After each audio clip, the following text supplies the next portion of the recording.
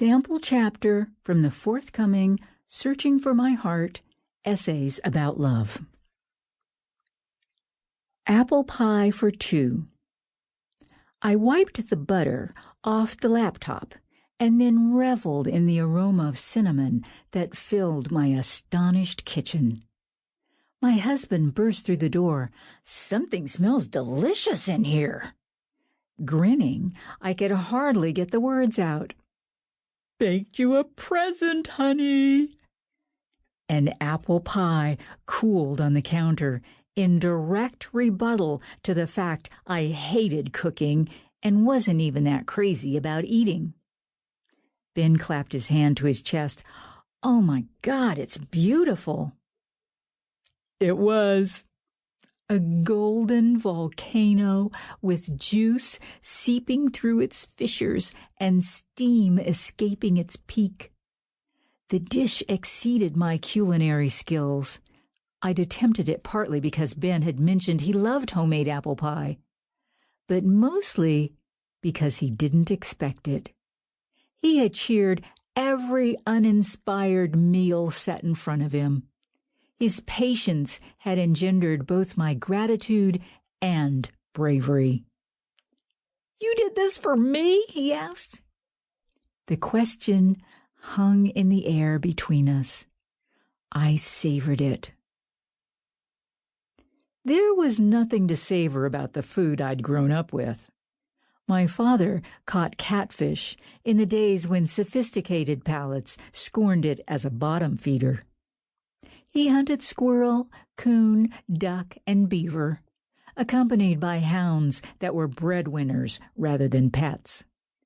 Mama baked the coon with barbecue sauce, a failed attempt to disguise the scavenger's bitter taste.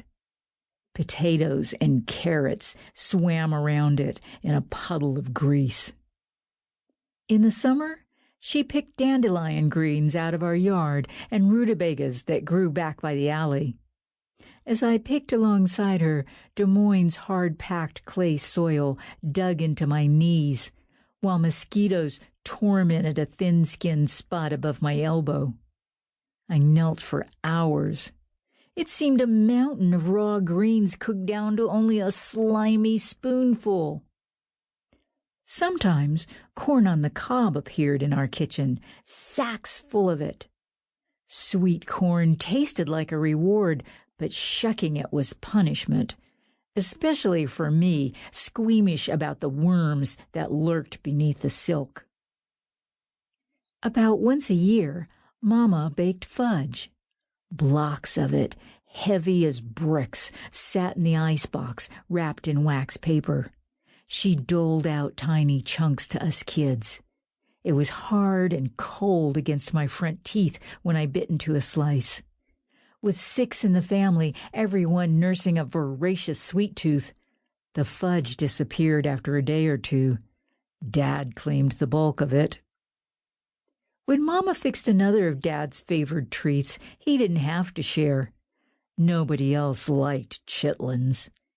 Pig intestines, which she washed in the kitchen sink, then boiled all day long.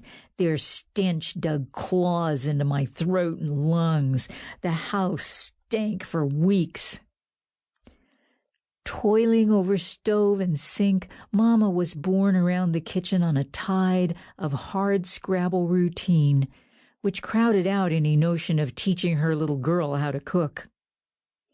I perched on a step stool in the corner, absent any desire to learn. In those days, want, whether the object was Mama's attention, a new doll, or an extra piece of fudge, got you nowhere. Dad and Mama divorced the year I turned 12. He married Kim Carroll, who preferred poetry and metaphysics to the culinary arts. Concerned about my lethargy, she took me to a doctor who confirmed low blood sugar.